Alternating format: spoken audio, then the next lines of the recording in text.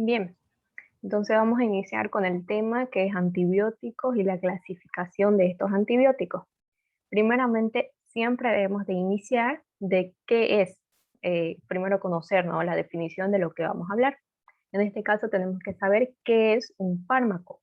Un fármaco es toda sustancia química que va a ser introducida en nuestro cuerpo, en nuestro organismo, y que va a ser capaz de curar una enfermedad, de prevenir una enfermedad, de controlar o de diagnosticar una enfermedad.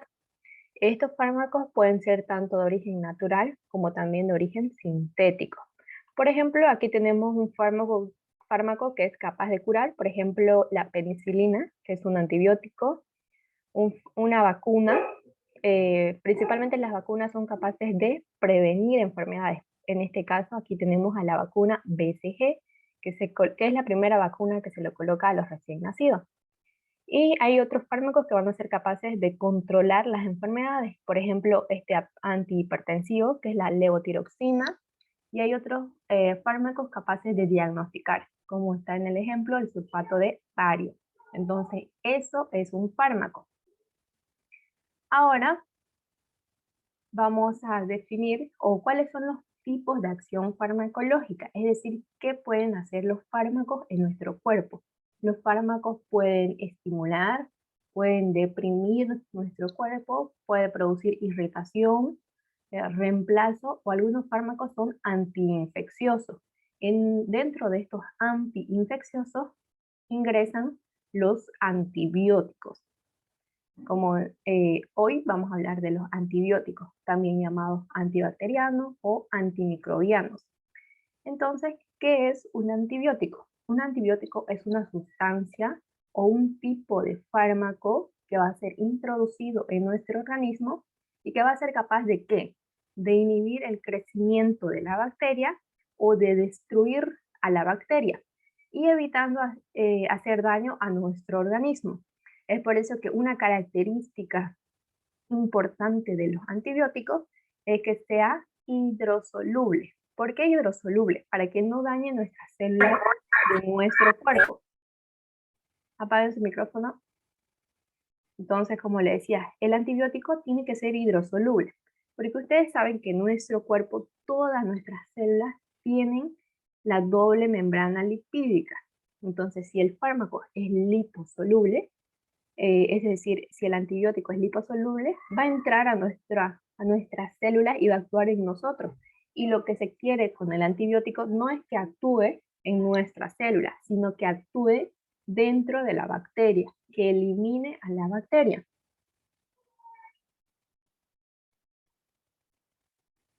Si tienen dudas, chicos, me paran y lo volvemos a repetir. Aquí tenemos una imagen de bacterias, que las bacterias son productoras de infecciones, de enfermedades. Entonces, para poder curar estas infecciones, estas enfermedades, nosotros usamos a los antibióticos cuando la infección es producida por bacterias. Cuando es producida por virus, por hongos, se usan otros medicamentos, no antibióticos. Antibióticos solo es para bacterias. Entonces, los antibióticos son como un mecanismo de defensa que vamos a usar para lograr inhibir el crecimiento de la bacteria o para destruir a la bacteria. Auxi, Ahora, una consulta. sí, Perdón, ¿usted dijo hidrosolubles o liposolubles? hidrosoluble. Ah, ok. Acá está, Gracias. hidrosoluble.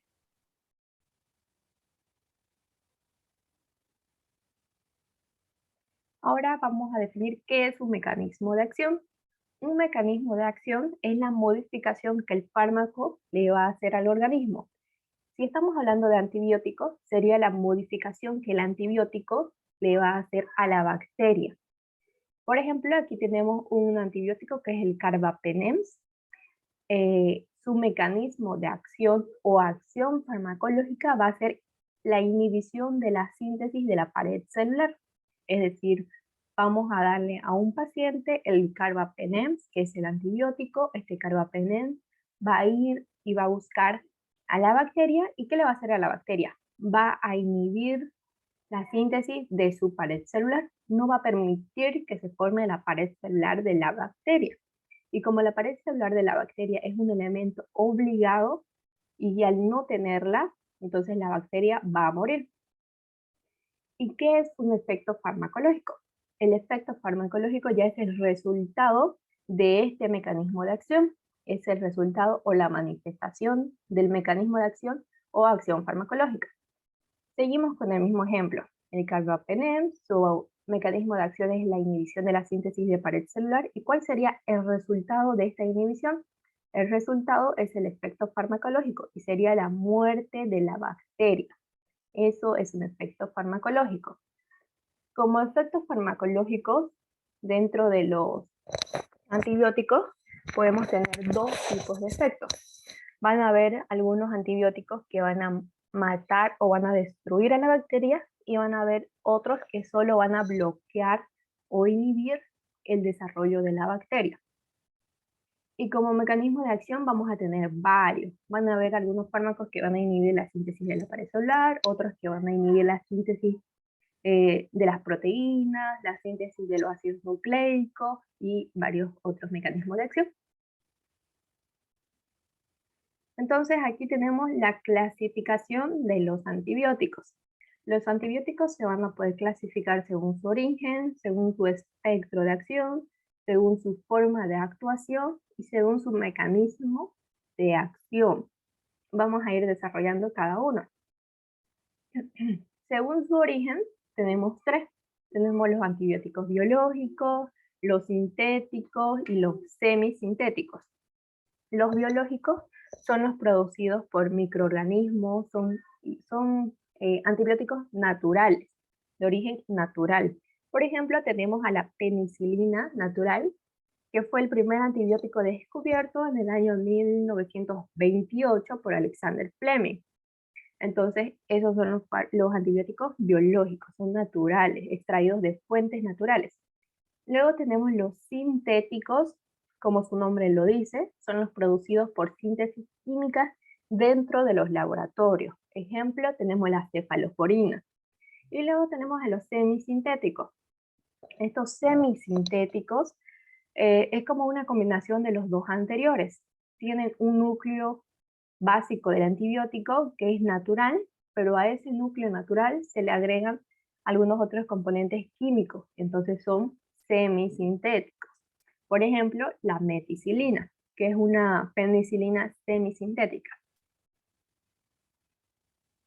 Ahora, según su espectro de acción, tenemos tres grupos igual. Los antibióticos de amplio espectro, los de espectro menos amplio y los de espectro reducido. Los de amplio espectro son los que van a actuar en el crecimiento o van a destruir a numerosas especies bacterianas. Por ejemplo, las cefalosporinas de tercera generación. Es decir, son los antibióticos que van a actuar o que van a servir para numerosas especies o familias bacterianas. Por ejemplo, las cefalosporinas de tercera generación, que puede servir tanto para la familia de las bacterias gram positivas como también de las gram negativas. Va a cubrir todas esas bacterias.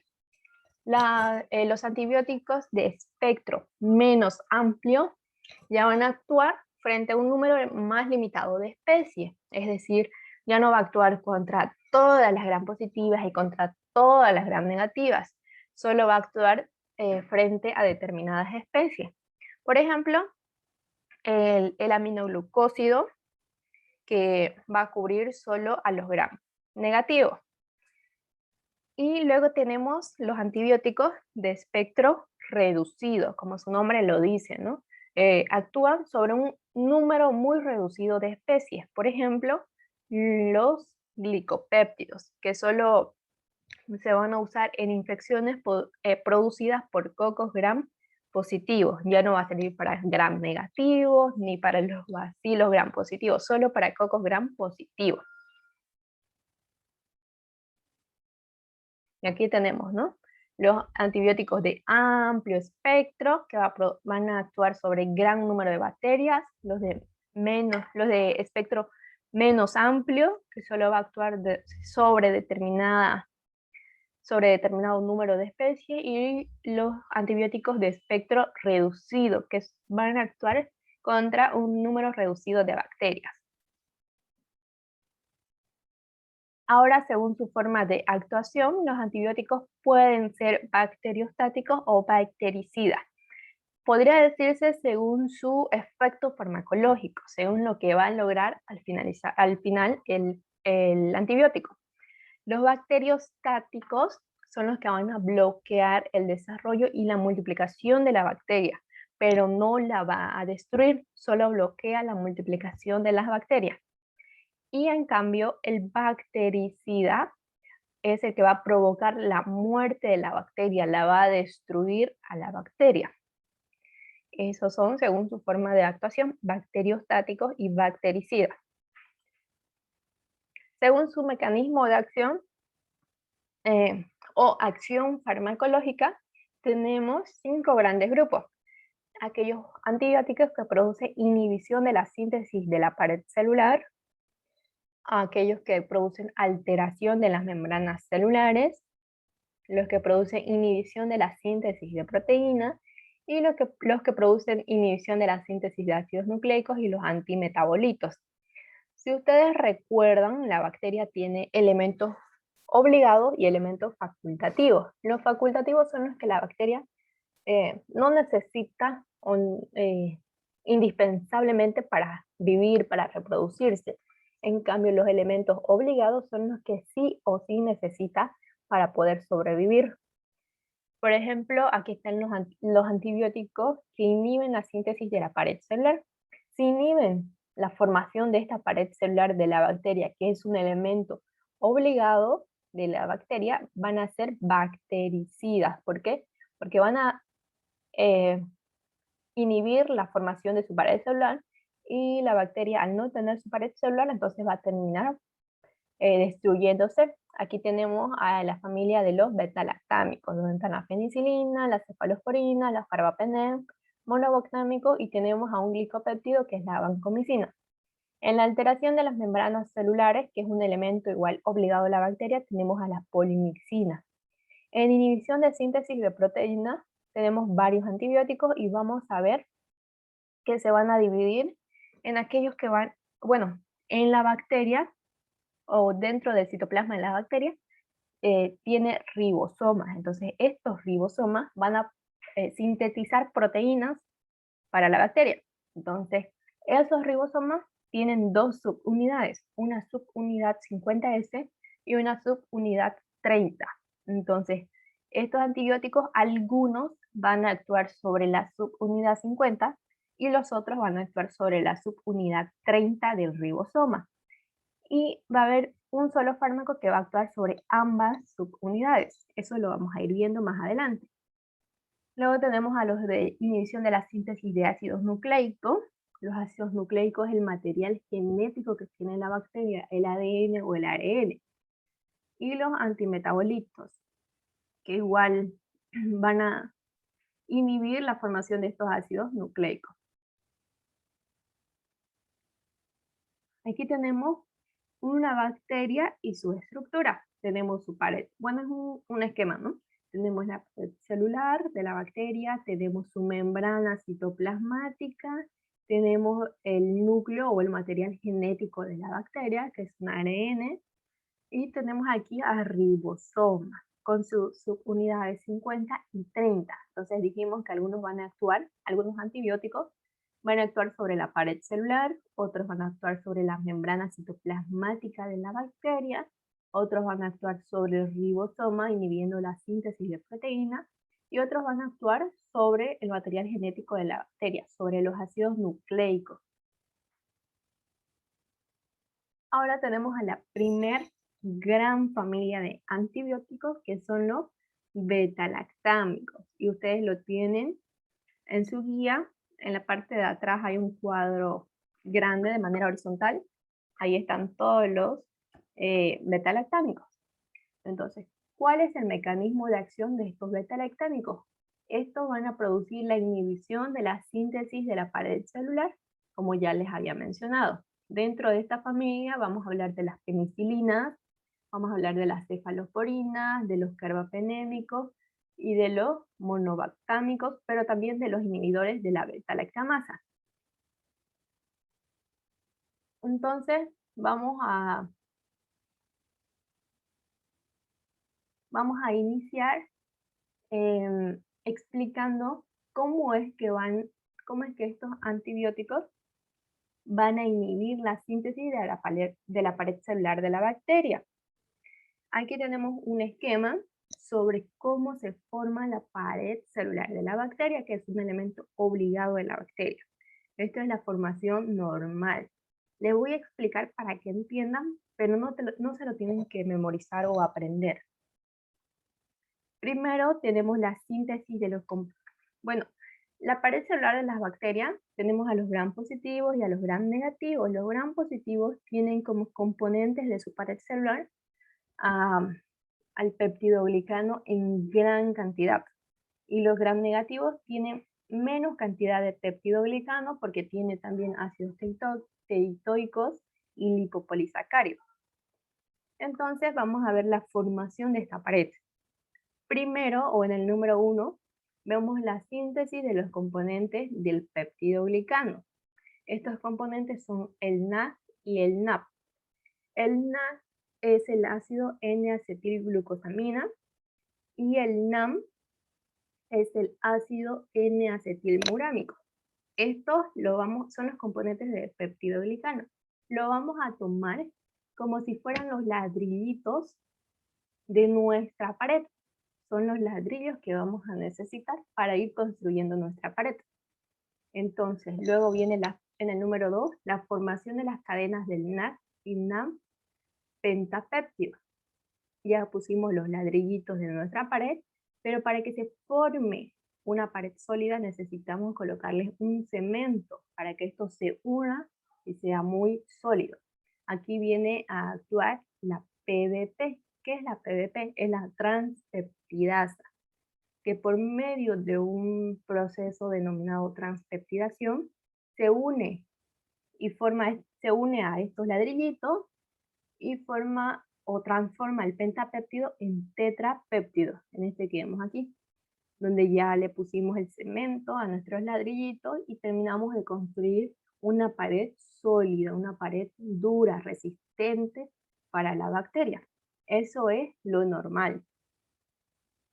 Ahora vamos a ver cómo es que actúa el beta-lactámico o los beta-lactámicos para hacer que esa pared celular no se forme, porque su mecanismo de acción es la inhibición de la síntesis de la pared celular. Entonces, ¿cómo es que lo hace el beta-lactámico? Dijimos que nuestra pared necesita un cemento, necesita la PVP para poder tomar una pared estable. Entonces, en este caso, el beta-lactámico lo que va a hacer es secuestrar, se va a robar a la PVP y se lo va a llevar con él porque tiene mayor afinidad. Entonces, al robarse esa PVP, nuestra pared se va a formar, pero va a ser muy inestable y va a terminar destruyéndose. Y al destruirse, la bacteria, sin tener su pared celular, también va a llegar a destruirse. Esa es una manera, robándose la PVP. Otra manera es mediante la activación de endolicinas, es decir, el antibiótico va a activar endolicinas, que son enzimas, y estas enzimas van a ir a destruir directamente al peptidoglicano, lo va a destruir. Entonces, al destruirse nuestra pared, se destruye y se produce la muerte bacteriana. Entonces, estos beta-lactámicos, al producir la muerte de la bacteria, se van a denominar bactericidas. Ese es el mecanismo como el beta-lactámico inhibe la formación de la pared celular de la bacteria y llega a destruirla. Ahora vamos a hablar de cada grupo de beta-lactámicos. Primero tenemos a las penicilinas. Dentro de las penicilinas tenemos las penicilinas naturales, cuyo cuyo espectro de acción, es decir, se va a utilizar para bacterias gram positivas, para bacterias gram negativas. Dentro de estas penicilinas naturales tenemos tres. Tenemos la penicilina sódica o potásica, la procaínica y la benzatínica. La sódica o potásica es un fármaco soluble, se va a administrar vía intravenosa, por lo tanto, y es un fármaco de acción rápida, es decir, que va a durar unas 4 a 6 horas. Luego tenemos la penicilina procaínica, que esta ya es insoluble. Al ser insoluble, se coloca vía intramuscular y es de acción intermedia, es decir, va a durar alrededor de 12 a 24 horas. Y por último tenemos la penicilina benzatínica, que igual es insoluble, se coloca vía intramuscular y es de acción más larga, dura unos 21 días. Y luego tenemos la penicilina B, que es la única que se va a colocar o se va a administrar vía oral. No se usa mucho porque no tiene buena biodisponibilidad. Este concepto de biodisponibilidad, ustedes lo van a entender mucho mejor en farmacología cuando lleven al año. En esta gestión con la materia de bacteriología, ustedes tienen que conocer a todos los antibióticos, saber su clasificación, su mecanismo de acción y qué antibióticos están en cada grupo. Solo eso.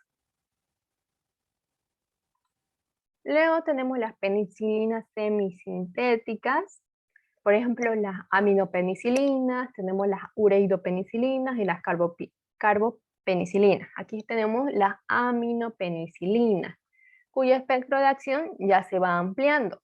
Las penicilinas naturales solo cubría gram positivos y gram negativos a estas bacterias.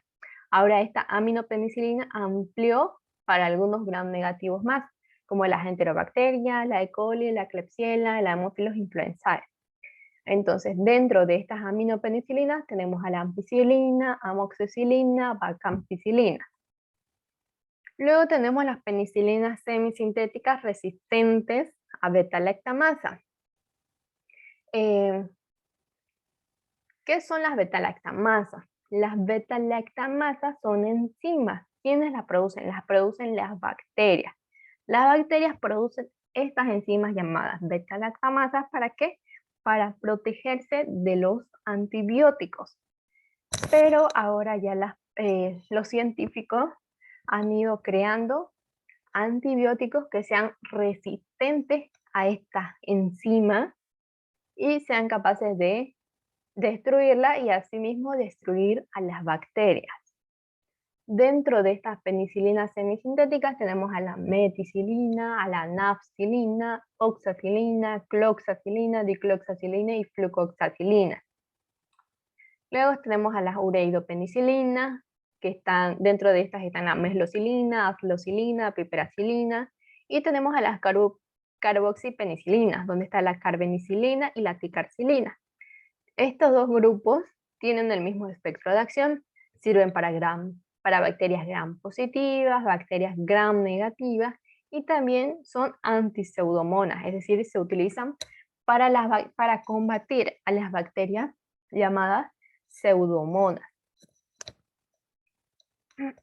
Luego tenemos a los inhibidores de beta-lactamasa. Aquí entra el clavulámico, el sulbactam, el tazobactam.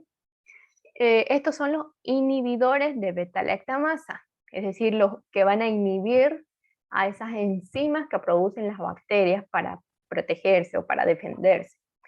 Y estos inhibidores de beta-lactamasa se van a usar junto con estos antibióticos, ¿no? Amoxicilina más clavulámico, ampicilina más sulbactam, piperacilina más tazobactam y cefoperazona más sulbactam.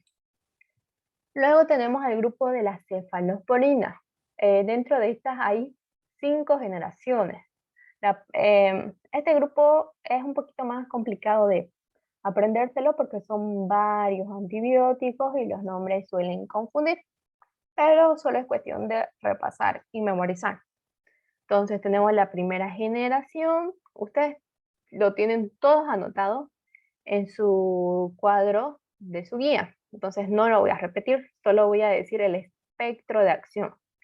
La primera generación se utiliza más para bacterias gram positivas y menos para gram negativas. No cubre muchas bacterias gram negativas. La segunda generación cubre para igual un poquito bueno, casi igual, ¿no? Gram positivo, gram negativo. La tercera generación ya va a cubrir mayormente bacterias gram negativas y menos gram positivas. Es como que se va invirtiendo. Aquí era gram positiva, aquí para ambos, y en la tercera generación más gram negativas.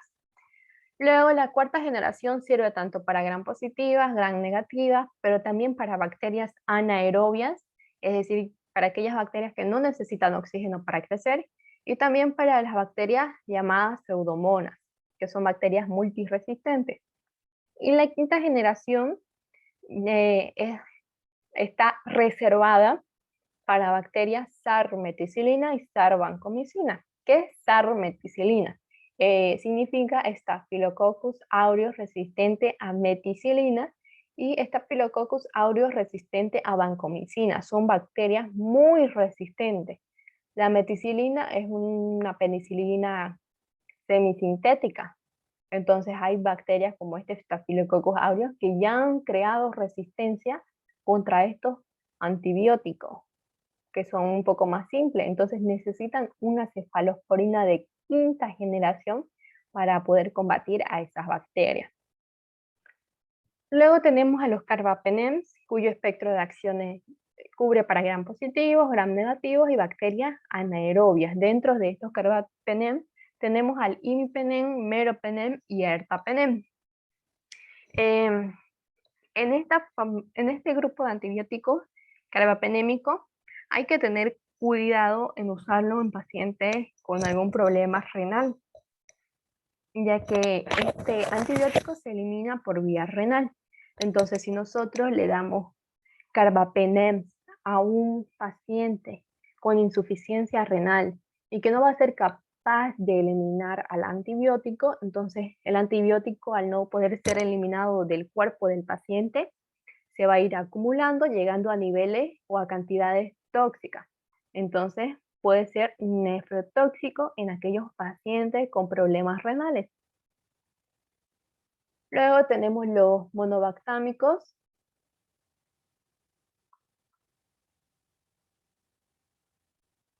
Luego tenemos los monobactámicos, que dentro de este grupo solo tenemos al Astronam.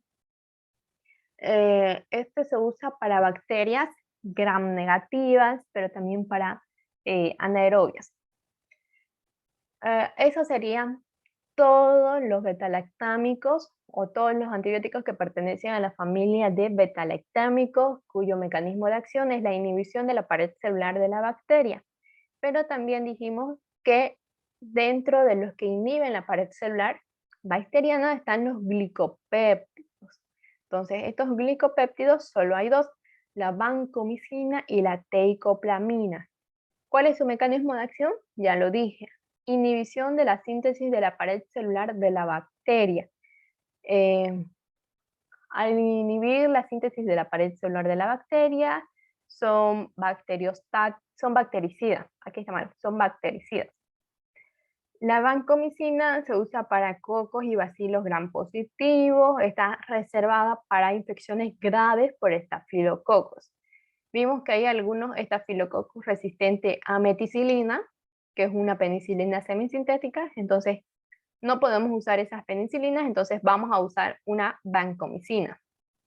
Esta vancomicina puede llegar a producir un síndrome cuando se utiliza en altas concentraciones.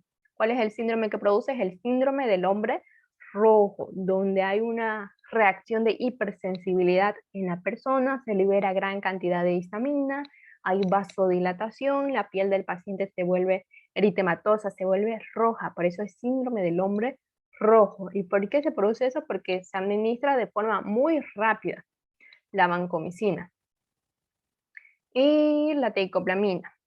Entonces, aquí miren, MRSA, eso significa Staphylococcus aureus resistente a la meticilina. Cuando tenemos un Staphylococcus aureus resistente a esta penicilina semisintética, utilizamos estos glicopéptidos, especialmente la vancomicina. Luego tenemos otro grupo de antibióticos que son, o otra familia de antibióticos que son los polipéptidos. Estos ya no van a inhibir la pared celular. Su mecanismo de acción va a ser alterar las membranas celulares de la bacteria.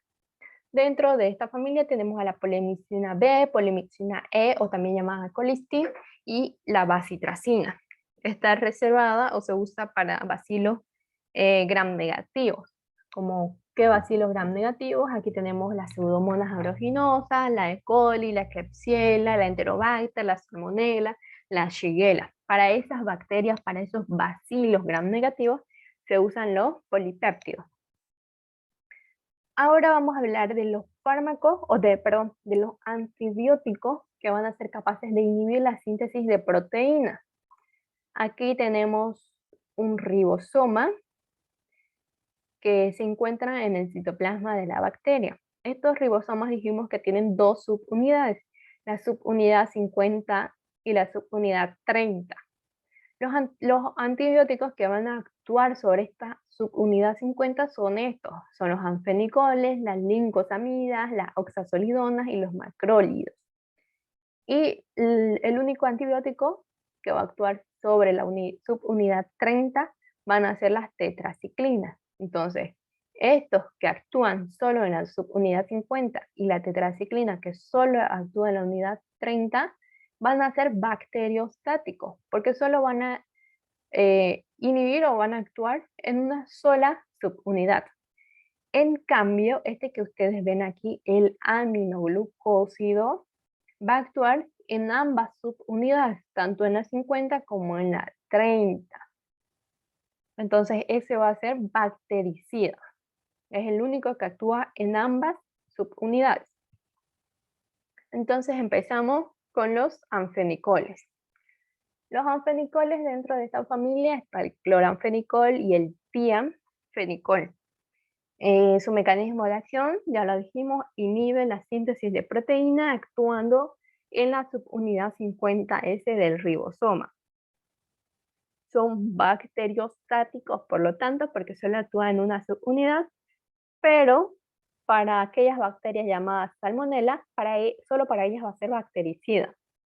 Su espectro de acción cubre para gram positivos, gram negativos, para bacterias anaerobias y para bacterias intracelulares. Estos anfenicoles producen el síndrome del niño gris.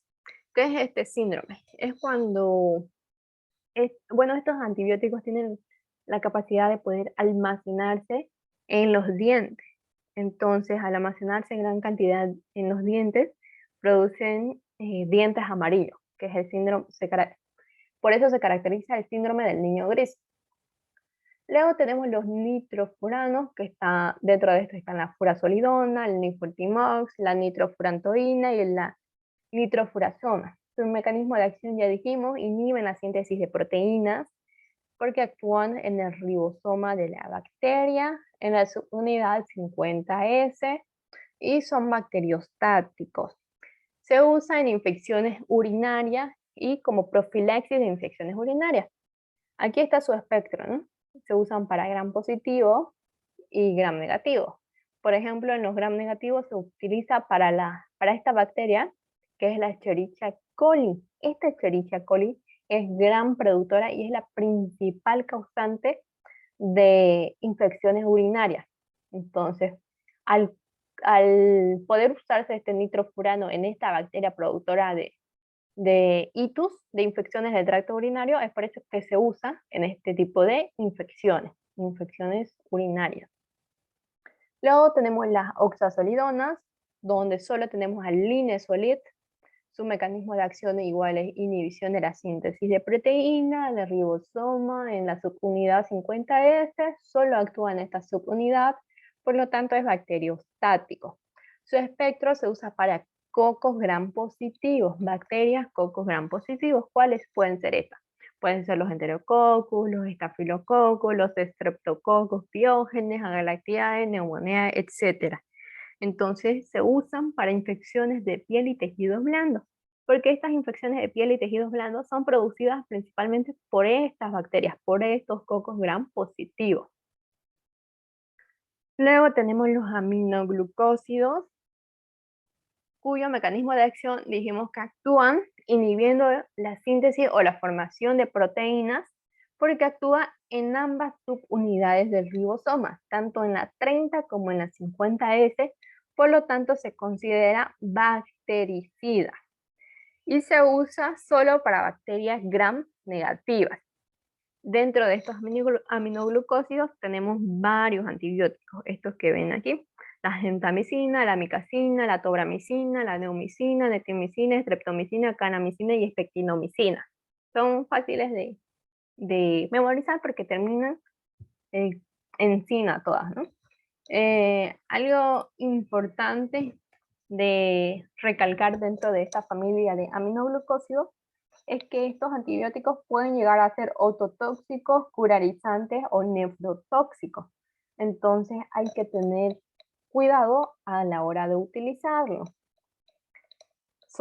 Al decir nefrotóxicos, es decir, son tóxicos para nuestro riñón. Y están contraindicados en pacientes con problemas de la placa motora, porque son curarizantes, llegan a ser como anestésico más o menos. Luego están los macrólidos, cuyo mecanismo de acción, ya dijimos, inhiben la síntesis de proteínas, pero actúan en la subunidad 50S, es bacteriostático. Los macrólidos se usan para gram positivos, bacterias gram positivas, bacterias gram negativas y para algunas bacterias intracelulares.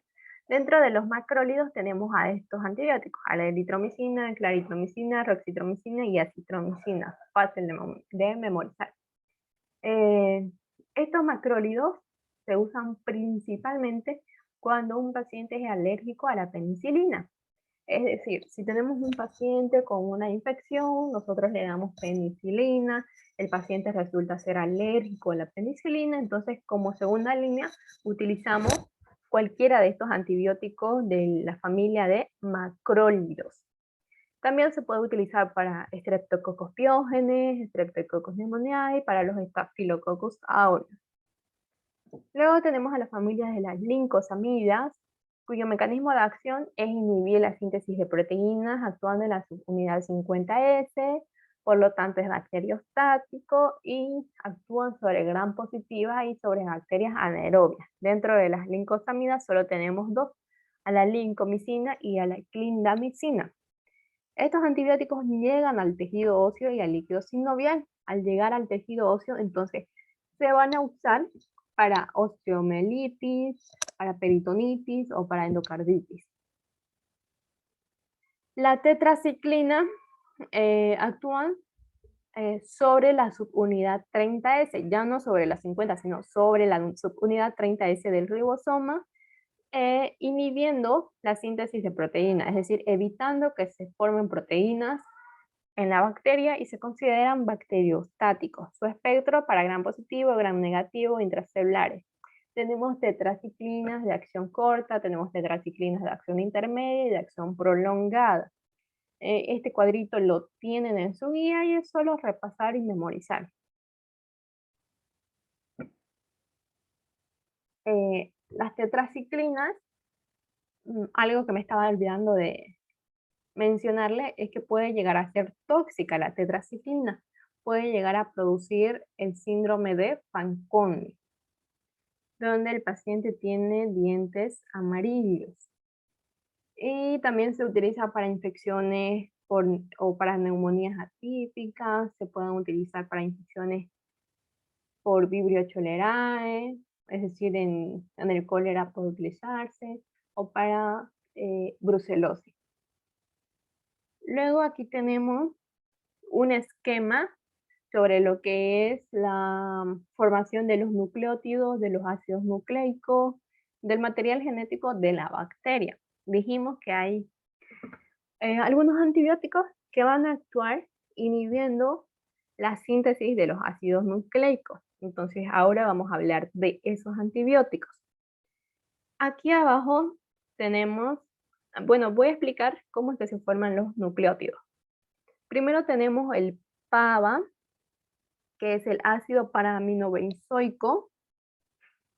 Aquí PAVA, y mediante la acción de la dihidropteroato sintasa, que es una enzima, este PAVA se va a convertir en ácido dihidrofólico, es decir, en folato.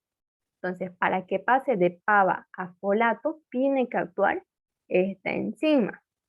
Luego, una vez formado el ácido dihidrofólico o folato, este tiene que transformarse en otro ácido, en ácido tetrahidrofólico.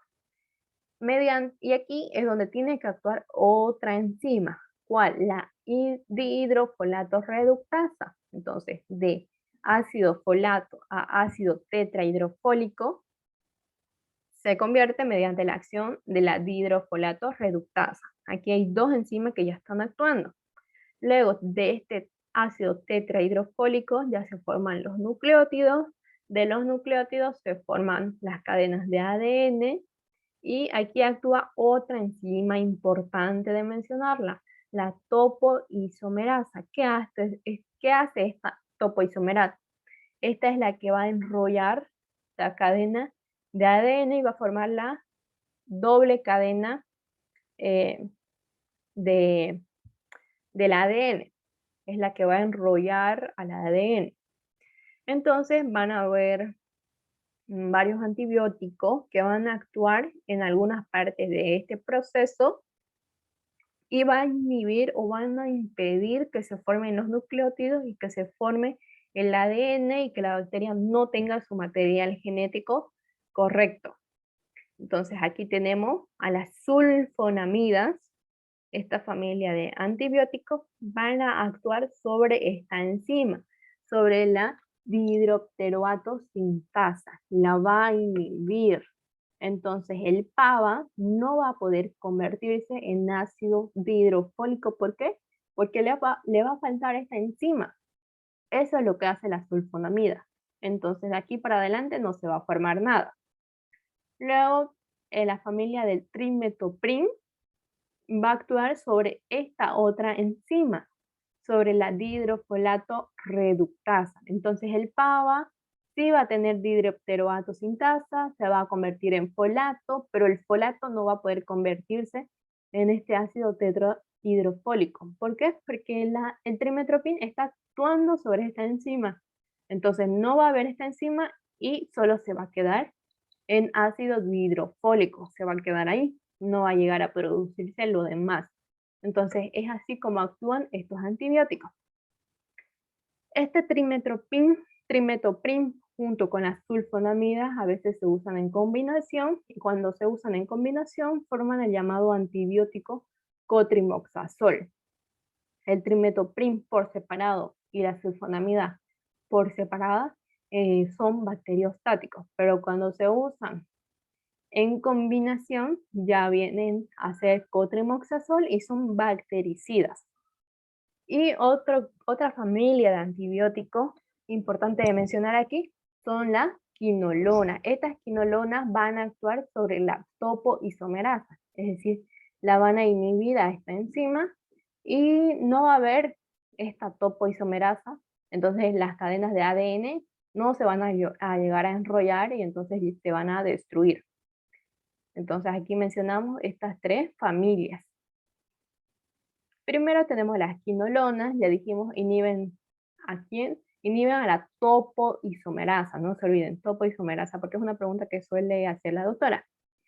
Y por lo tanto son bactericidas, su espectro de acción se usan para gram positivas, gram negativas, para bacterias intracelulares y para bacterias anaerobias. Las quinolonas se pueden clasificar en varias generaciones. Hay quinolonas de primera generación, que son las más antiguas, tenemos de segunda generación, de tercera generación y las de cuarta generación. Este cuadrito igual lo tienen en su guía, tienen que repasar cuáles son los antibióticos que están en cada generación. Y aquí están los mecanismos el espectro de acción, ¿no? Las de primera generación, al ser más antiguas, solo cubrían gram negativo. Luego las de segunda generación ya van cubriendo más, ya cubren a gram positivos, también pseudomonas. Las de tercera generación cubren para intracelulares y las de cuarta generación ya se usan para bacterias anaerobias. Es como que van mejorando, por eso se van mejorando, ¿no? Los antibióticos y van cubriendo mayor número de especies bacterianas.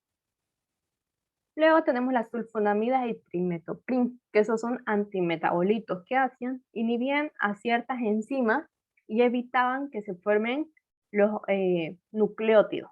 Eso es lo que hacen estos antibióticos. Tienen acción bacteriostática cuando se usan por separado, pero cuando se usan juntos, estos antibióticos forman el cotrimoxazol y este cotrimoxazol ya es bactericida. Su espectro de acción, es decir, se pueden utilizar para gram positivos, para gram negativos, para intracelulares, y el cotrimoxazol está reservado principalmente para pacientes VIH positivos. Los pacientes VIH positivos son personas inmunodeprimidas y que cuando llegan a la etapa SIDA suelen padecer de varias sobreinfecciones bacterianas. Por ejemplo, les puede dar una neumonía producida por el Pneumocystis jirovecii. Entonces, para ese caso de neumonías en pacientes VIH positivos se usa el cotrimoxazol, que es un antibiótico bactericida. Aquí tenemos, ¿no? Dentro de las sulfonamidas, la sulfadiazina, sulfametoxazol, sulfisoxazol, y aquí están las enzimas que inhiben, ¿no? La dihidropteroato sintasa y la dihidrofolato reductasa, que eran las enzimas sobre las cuales actuaban. Ahora vamos a hablar de otro tema. ¿Sí? ¿Podría repetir de nuevo cuando actúan solas la trimetoprim y la sulfonamida, por favor? Claro. En este esquema te lo voy a explicar bien. Aquí tenemos a las sulfonamidas que iban a actuar sobre la dihidroteroato sintasa, sobre esta enzima. La va a destruir, se la va a robar, la va a inhibir. Entonces no va a haber esa enzima y el PABA no se va a convertir en ácido dihidrofólico. No va a llegar a convertirse porque no hay su enzima que hace esa función. Eso es lo que hace la sulfonamida. Luego está aquí el trimetoprim, que va a actuar sobre la segunda enzima, que es la dihidrofolato reductasa. ¿Qué hacía esta? Convertía el ácido dihidrofólico en ácido tetrahidrofólico. Entonces no se van a llegar a formar los nucleótidos y si no hay nucleótidos no se llega a formar el ADN. Y la bacteria necesita del ADN para poder reproducirse, para poder vivir, porque es su material genético. Entonces, eso es lo que va a hacer el trimetoprim y la sulfonamida. Cada una va a actuar sobre determinadas enzimas. Pero cuando la usamos ya en combinación, se llama cotrimoxazol este antibiótico, donde ya se van a inhibir las dos enzimas al mismo tiempo y por lo tanto no se va a formar nucleótidos, no se va a formar ADN y va a ser bactericida. Luego vienen las quinolonas. Y eso. ¿O qué parte querías que te explique? No, está bien, Auxi, gracias. Ya. Ahora vamos a hablar de resistencia bacteriana. Los antibióticos eran una forma que usamos las personas cuando tenemos una infección, cuando tenemos una enfermedad, de combatir a la bacteria, de pararla, de parar su crecimiento o de destruirla. Sin embargo, las bacterias también van a ser capaces de resistir, de defenderse. Entonces vamos a hablar de resistencia bacteriana. Esta resistencia puede ser natural o puede ser adquirida. Decimos natural a aquellas bacterias que tienen insensibilidad a determinados antibióticos. ¿Por qué? Porque carecen, es decir, no tienen la estructura sobre la cual va a actuar el antibiótico. Por ejemplo, aquí dentro de resistencia natural podemos mencionar a los micoplasmas que tienen resistencia natural a los betalactámicos. ¿Por qué? Porque los betalactámicos... Porque no tienen pared celular. Exacto. Entonces, los betalactámicos, ¿qué hacían? Inhibían la síntesis de pared celular. Entonces, los micoplasmas, al no tener pared celular, va a llegar el antibiótico, va a buscar la pared celular del micoplasma y no va a encontrar. Entonces, la bacteria va a ser resistente. El antibiótico no le va a hacer absolutamente nada. Eso es resistencia bacteriana natural. Luego tenemos la resistencia bacteriana adquirida, que esta ya como su nombre lo dicen, las bacterias lo adquieren a lo largo de su vida por mutación, por transferencia genética de alguna otra bacteria. Eso es resistencia adquirida. Entonces, aquí tenemos una imagen de una bacteria y de diferentes mecanismos de resistencia. Por ejemplo, la bacteria va a ser capaz de producir enzimas como las beta-lactamasas que ya les había nombrado, y estas beta-lactamasas van a inhibir al antibiótico. Algunas otras bacterias van a tener bombas de flujo, otras van a modificar su sitio blanco de acción, otras van a alterar la permeabilidad de la membrana. Les voy a ir explicando. Resistencia adquirida, algunas bacterias tienen, perdón, dentro de esta resistencia adquirida tenemos la inactivación enzimática, la alteración de la permeabilidad y la modificación del sitio de acción. Estos tres van a ser capaces de producir las bacterias. Por ejemplo, un antibiótico tiene que llegar a la bacteria y para ingresar hay como un receptor para poder ingresar a la bacteria y cumplir su acción, ¿no? Pero hay ciertas bacterias que tienen la capacidad de mutar ese receptor. Entonces llega el antibiótico, no encuentra su receptor o lo encuentra pero mutado, diferente, no lo reconoce. Entonces el antibiótico se vuelve, no hace nada. Hay otros antibióticos que van a producir enzimas. Y las enzimas, todo lo que termine con asa es enzima, ¿no? Entonces llega el antibiótico, ingresa a la bacteria, pero la bacteria produce estas enzimas, produce las beta-lactamasas. Entonces el antibiótico ingresa, las enzimas los cortan, los destruyen al antibiótico y no cumple su acción. Hay otras bacterias que van a ser capaces de modificar su permeabilidad de su pared celular. Es decir, algunas bacterias tienen, bueno, todas las bacterias tienen poros, entonces la bacteria va a ser capaz de modificar o de cerrar estos poros por donde ingresaban los antibióticos, y al cerrarlo va a llegar el antibiótico, va a encontrar toda la pared celular cerrada de la bacteria y no va a poder ingresar por ningún otro lado. Y hay otras bacterias que van a tener unas bombas de expulsión o bombas de eflujo, que van a llegar los antibióticos, van a ingresar, pero estas bombas de flujo lo van a botar al antibiótico hacia afuera. Esos son mecanismos de resistencia de la bacteria.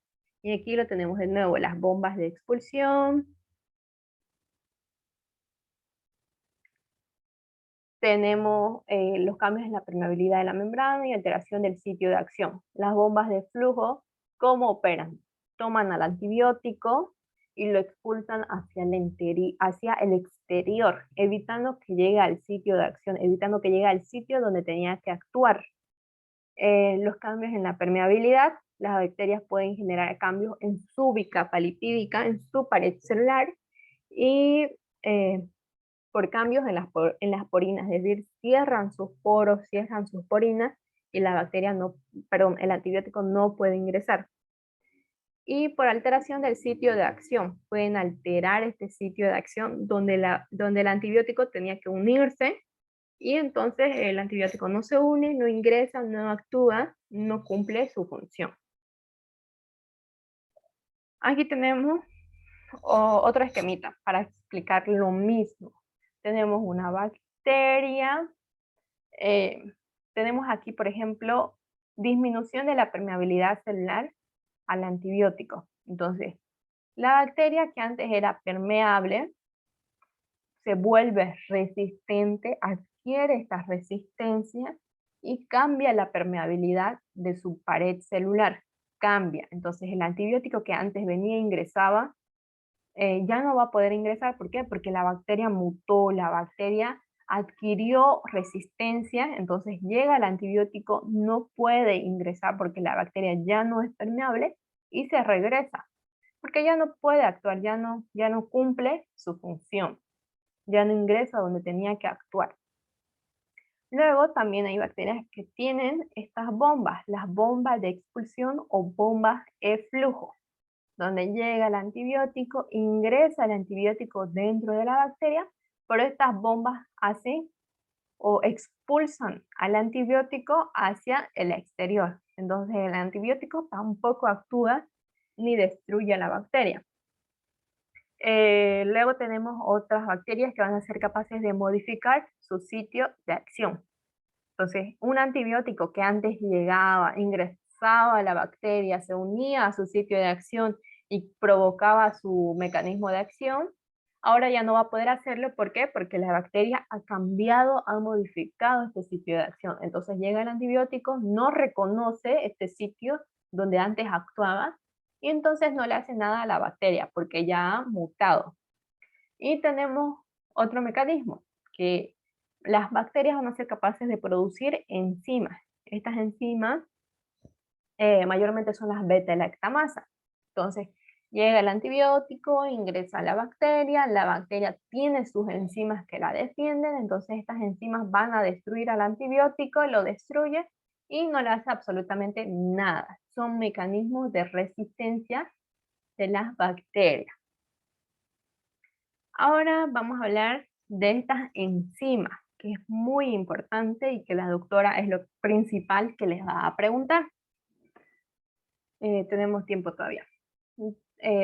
Resistencia bacteriana, entonces, mediante las enzimas. Estas enzimas que ustedes ven en la imagen, la BLE y las carbapenemasa, son enzimas que producen principalmente las bacterias gram negativas. Entonces, estas bacterias gram negativas van a ser capaces de producir enzimas. ¿Cuáles enzimas? La blea, la BLE, la carbapenemasa. Estas enzimas van a hacer su resistencia, su mecanismo de defensa. Entonces, ¿qué significa BLEA? Significa beta-lactamasa de espectro ampliado. Beta-lactamasa de espectro ampliado. Esta es la más débil referente a estas otras dos. Entonces, las BLEA, cuando una bacteria produce BLEA, significa que no vamos a poder utilizar estos antibióticos de aquí. No vamos a poder utilizar una aminopenicilina, no vamos a poder utilizar una ureidopenicilina, ni las cefalosporinas de primera y segunda generación. No se pueden usar. ¿Por qué? Porque si las usamos, llega el antibiótico a la bacteria, y la bacteria va a tener esta enzima. Entonces, estas enzimas lo van a destruir a los antibióticos. Entonces, de nada va a servir que demos estos antibióticos. De nada va a servir que demos todas las penicilinas que ustedes tienen en su guía o las cefalosporinas de primera y segunda generación. Lo que sí podemos darle a estas bacterias productoras de BLEA son los demás betalactámicos que siguen en su tabla, es decir, podemos darle ya las cefalosporinas de tercera, de cuarta, quinta generación, podemos darles los carbapenem o los monobactámicos. ¿Me entendieron esa partecita? Porque es importantísimo que entiendan esto. Sí, Auxi. Vuélvalo a repetir. ¿Puede volverlo a repetir, Auxi, porfa? Claro. Tenemos tiempito, así que les voy a volver a repetir. Aquí tenemos una bacteria. Esta bacteria, para poder defenderse de los antibióticos, va a producir una determinada enzima, que sería la BLEA. BLEA es una abreviación, ¿no?, de lo que significa beta-lactamasa de espectro ampliado. Entonces, esta bacteria, al producir BLEA, va a ser resistente ¿a qué antibiótico? A todas las penicilinas y a todas las cefalosporinas de primera y segunda generación. Es resistente, quiere decir que no se puede usar estos antibióticos. Entonces, como no se pueden usar esos antibióticos, vamos a tener que buscar otros que sí sean sensibles y que se los pueda utilizar en estas bacterias. ¿Cuáles serían esos antibióticos? Se pueden utilizar las cefalosporinas de tercera, cuarta, quinta generación, los carbapenem y los monobactámicos. Eso sería en blea. Luego tenemos otras bacterias que van a ser productoras de ble, de beta-lactamasa, de espectro extendido. Entonces, en esta, la bacteria productora de ble va a ser resistente a todos los betalactámicos, es decir, todos los betalactámicos no se pueden usar, excepto el carbapenems o los inhibidores de beta-lactamasa. Estos sí se pueden utilizar. Es decir, en blea no podíamos utilizar penicilina, no podíamos utilizar cefalosporina de primera y segunda generación. En ble ya no se puede utilizar ni cefalosporinas de tercera generación, ni de cuarta, ni de quinta.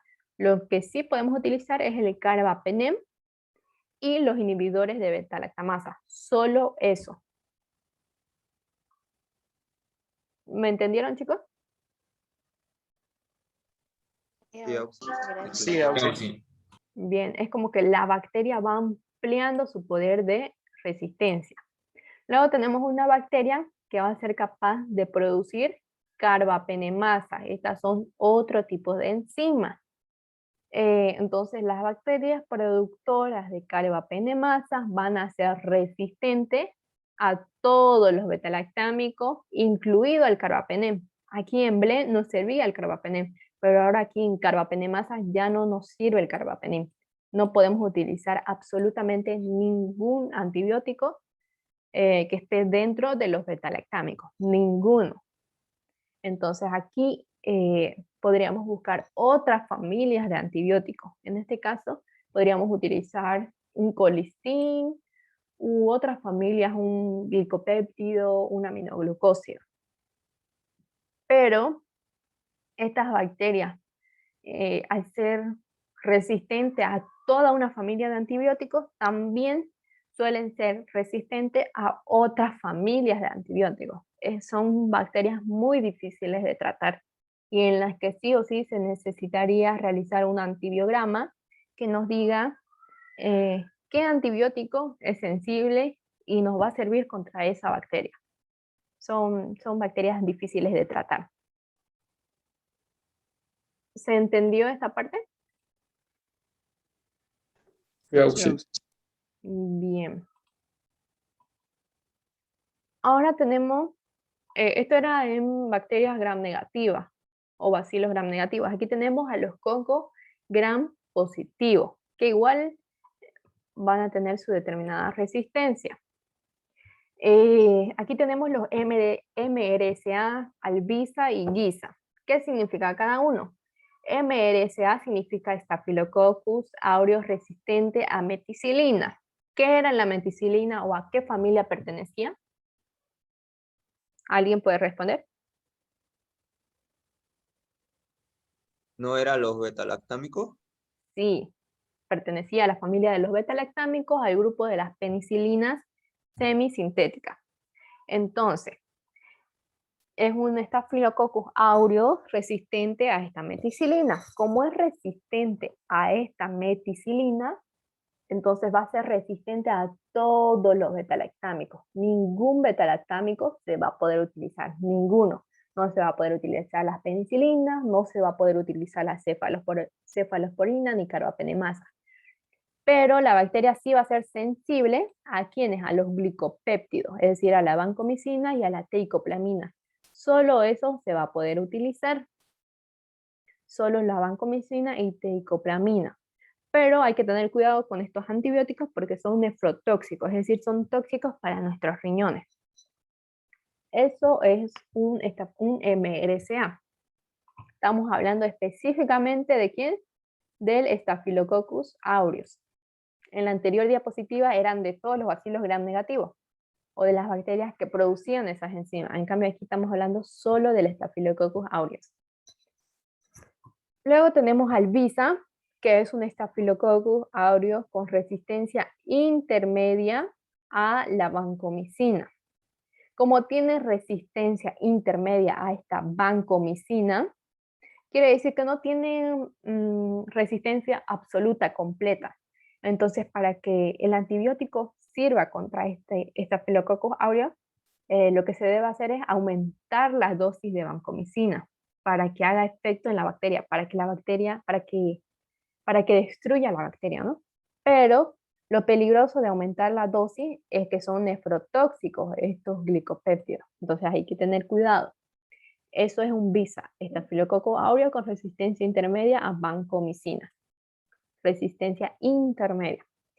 Y el GISA es un Staphylococcus aureus con resistencia intermedia a los glicopéptidos. Ya no solo a la aquí era solo vancomicina, aquí ya tiene resistencia intermedia a los glicopéptidos, es decir, a la vancomicina y a la teicoplamina también.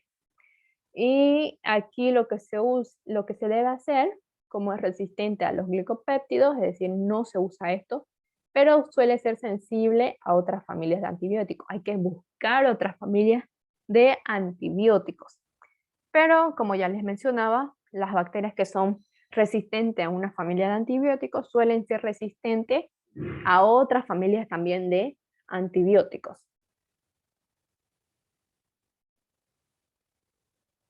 Y eso sería todo, chicos.